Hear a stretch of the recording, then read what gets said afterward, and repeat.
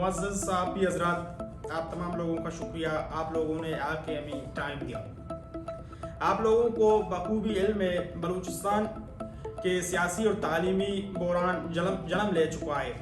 अगर हम बलूचिस्तान के तालीमी और सियासी सूरत-ए-हाल के हालात का गैर जानिबदाराना जायज़ा लें तो इंतहाई मायूसकुन सियासी और तालीमी सूरत-ए-हाल देखने को मिलता है। साहबी हज़रात, बलूच नेशनलिस्ट बयानिया रखने वाले सियासी इदारों को मफलूज करने के लिए बलूचिस्तान में आए रोज़ नए और गैर सियासी पार्टियां तश्कील दी जा रही हैं। दूसरी तरफ वफाकी व रुजहत पसंद पार्टियों को बलूचिस्तान की सियासत में दाखिल कराने के लिए रास्ते हमवार किए जा रहे हैं। हम ये भी देख रहे हैं कैसे अपने मनपसंद बंदों को मुख्तलिफ पुरकशिश सियासी नारों की मदद से बलूच सियासत में जगह देने की कोशिश हो रही है, जो इंतहाई काबिल मुज़म्मत है। साहबी हज़रात, बलूच जदीद सियासत का फितरत रोज़ अव्वल से नेशनलिस्ट और तरक्की पसंद रहा है। बलूच कौम के हकीकी सियासी वारिस कौम परस्ती के बयानिए पे चलते हुए बलूच कौमी हुकूक की जद्दोजहद कर रहे हैं, लेकिन बदकिस्मती से बलूच सियासी स्ट्रक्चर में कुछ बंदे दिलकश और आर्टिफिशियल नारों के तहत दाखिल हो चुके हैं। ये साजिशी अफराद बलूच नेशनलिस्ट बयानिए को तब्दील करके बलूच सियासत को दूसरी जानिब मोड़ना चाहते हैं, जो नाकाबिल बर्दाश्त है। साहबी हज़रात, बलूचिस्तान के इस वक्त बलूचिस्तान के तालीमी इदारे करप्शन का गढ़ बन चुके हैं। तमाम जामायात और कॉलेजों में मिनिस्टरों के मनपसंद बंदों को अहम ओहदों पर फाइज किया गया ताकि करप्शन करके तालीमी इदारों को ज़वाल पजीरी की तरफ धकेला जाए और बलूचिस्तान में तालीमी माहौल बेहतर ना बन सके। हम ये समझते हैं बलूचिस्तान जो तालीमी सूरत-ए-हाल है, इसको भी मखसूस अफराद मनफी एजेंडे के तहत इस तरह रखने की कोशिश कर रहे हैं ताकि बलूच तालीमी हवाले से जो इंतहाई पीछे था और पीछे चले जाए। बिल्कुल उसने क्या, ये मनफी असरात हमारे सोसाइटी में पड़ रहे हैं। मैं समझता हूँ कि अगर हमारे बहनें, हमारे बच्चियाँ बलूचिस्तान यूनिवर्सिटी में पढ़ रहे हैं या बलूचिस्तान से बाहर वो पढ़ रहे हैं, उनके लिए भी बहुत मनफी असरात पड़ रहे हैं। आप लोग कैसे यकीन कर सकते हैं अपने बेटों से, अपने बच्चियों से, अपने घर वालों से कि हमारे बच्चे वहाँ पढ़ रहे हैं, तो मतलब उनका सिचुएशन क्या हो सकती है, वो किस तरीके से वहाँ तालीम हासिल कर सकते हैं।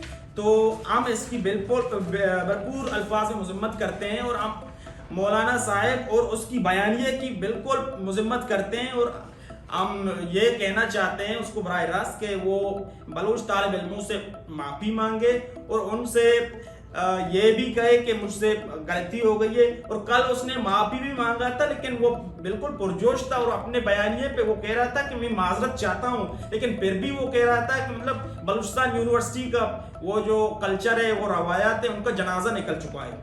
तो हमारी माएँ थी, हमारी बहनें थी, हमारे इलाके के लोग थे, तुरबत से लोग वहाँ ग्वादर गए थे, पंजगूर से ग्वादर गए थे, तो वो मतलब उनके बारे में मौलाना साहब का रवैया क्या होगा।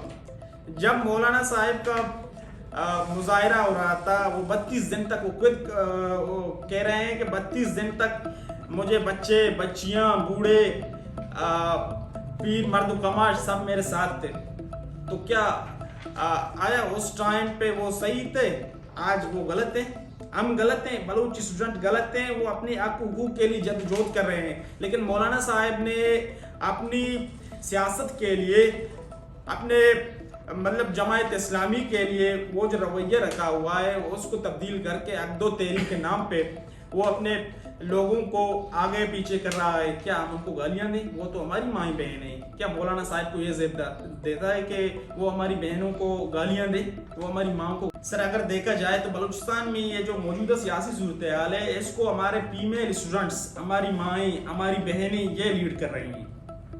वो आगे और हम पीछे हैं। वो हमारी बहनें, हमारी माएँ आगे हैं, बलूच लड़के, बलूच हमारी बहन भाइयाँ, मतलब भाइयाँ हम पीछे हैं, वो लीड कर रहे हैं। अगर ऐसे बयानिए दिए जाएं तो हम क्या समझें? मतलब ये कि वो जो फ्रंट लाइन पे हैं, वो लीडिंग पोजीशन पे हैं, उसको क्या अपने बच्चियों को, अपनी बहनों को, अपनी माओ को गालियाँ दें? अगर बलूच सियासत को देखा जाए तो अभी बलूचिस्तान का ये जो सियासी रवैया है, बलूचिस्तान में उन लोगों का जो रवैया है बलूचिस्तान पे लाया गया है, तो उसको या उन लोगों को مطلب یہاں داخل کرنے کی کوشش کی جا رہی ہے کہ اپنے بچوں کو اپنے بچیوں کو گالیاں دے تاکہ وہ فرنٹ لائن پہ نہ ہو جائیں، تاکہ یونیورسٹیوں میں اپنے طلبہ ان کو یہ اجازت ہرگز نہ دی کہ وہ لڑکے اور لڑکیوں کو اکٹھے بیٹھنے نہ دیں۔ اگر کوئی والنٹیئرلی بیٹھتا ہے تو اس کو کیوں، آپ کو کس نے یہ حق دیا ہے کہ دوسروں کو آپ چھینیں؟ آپ کو کس نے یہ حق دیا ہے کہ دوسروں کو ماریں پیٹیں؟ آپ تو ریاست کو یہ کہیں، ریاست کے سامنے یہ پالیسی رکھیں کہ میں مخلوط حکومت نہیں مانتے، ہم مخلوط حکومت تعلیمی نظام نہیں مانتے۔ تو یہ ایک انتظامیہ کا مسئلہ نہیں بلکہ یہ نظام کا مسئلہ ہے۔ میں یہ سمجھتا ہوں کہ نظام کو بدلنا چاہیے، یہ نظام کو مولانا صاحب نظام کو بدلنے کی کوشش کریں۔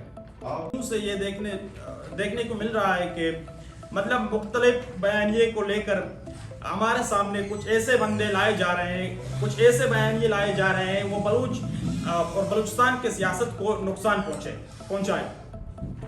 آج ہم دیکھ رہے ہیں کہ کل جو مولانا ہدایت الرحمن بلوچ صاحب نے وہاں پنجگور میں ایک مقامی صحافی کو انٹرویو دیتے ہوئے کہا کہ بلوچستان کے تعلیمی ادارے، خاص کر بلوچستان یونیورسٹی اور بلوچستان کے طالب علم پاکستان کے دوسرے صوبوں میں تعلیم حاصل کر رہے ہیں، وہ انتہائی غلط کاموں میں ملوث ہیں۔ وہ مطلب گندے زبان اس نے استعمال کر کے ہمارے بالکل طالب علموں کی میں سمجھتا ہوں کہ توہین کی ہے، کیونکہ بلوچستان کے تعلیمی ادارے پہلے سے ہی تباہ ہو چکے ہیں اور ہمارا رخ بلوچستان کے نوجوان طالب علموں کی رخ پنجاب کی طرف ہے۔